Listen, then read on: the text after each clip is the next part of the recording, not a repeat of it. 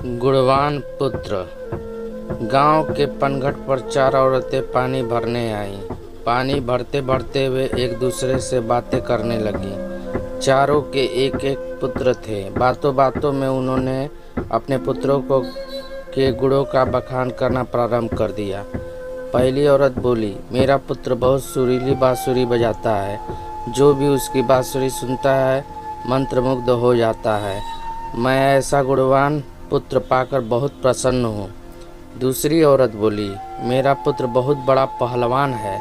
इस गांव में ही नहीं बल्कि दूर दूर के गांव में उसकी बहादुरी का डंका बजता है। ऐसा गुणवान पुत्र भगवान सबको दे। तीसरी औरत कहाँ पीछे रहती। वह बोली, मेरा पुत्र कुशाग्र बुद्धि है। उससे अधिक बुद्धिमान इस पूरे गांव में नहीं। लोग अपनी समस्याएं लेकर उसके पास आते हैं। मैं ऐसा पुत्र पाकर धन्य हो गई। चौथी औरत ने सबकी बातें सुनी लेकिन कहा कुछ भी नहीं। इस पर वे औरतें उससे कहने लगी, बहन तुम भी तो कुछ कहो ना। तुम्हारे पुत्र में क्या गुण है? कोई न कोई गुण तो उसमें अवश्य होगा। वह औरत बोली, क्या कहूँ बहनों, मेरे पुत्र में तुम्हारे पुत्रों की तरह कोई गुण नहीं है। उसकी बात सुनकर तीनों औरतों ने गर्व से अपना सिर उठा लिया। कुछ देर में सबने पानी भर लिया और वापस जाने के लिए अपना अपना घड़ा उठाने लगी।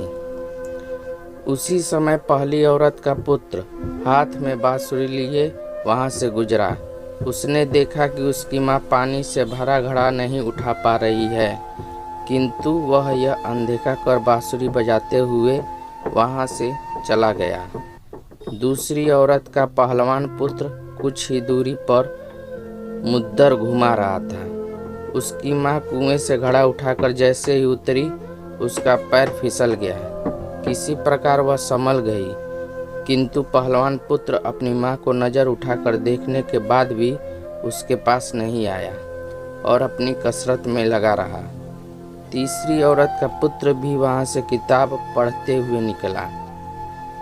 उसकी माँ ने उससे कहा, पुत्र मैं दोनों हाथों से घड़ा पकड़े हुए हूँ, ये रस्सी जरा मेरे कंधे पर डाल दे।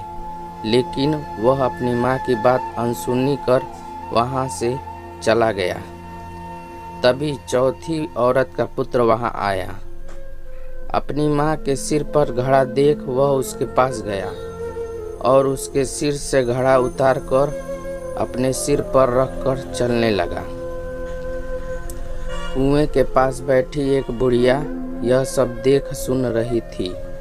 वह बोल पड़ी, मुझे तो यहाँ बस एक ही गुणवान पुत्र नजर आ रहा है, वही जो अपने सिर पर घड़ा लिए जा रहा है। माता पिता की सेवा करने वाले पुत्र से गुणवान पुत्र भला कौन हो सकता है। इस कहानी का सीख है, गुणवान वही है जो अपने माता पिता की सेवा करे और साथ ही सबकी सहायता के लिए तत्पर रहे।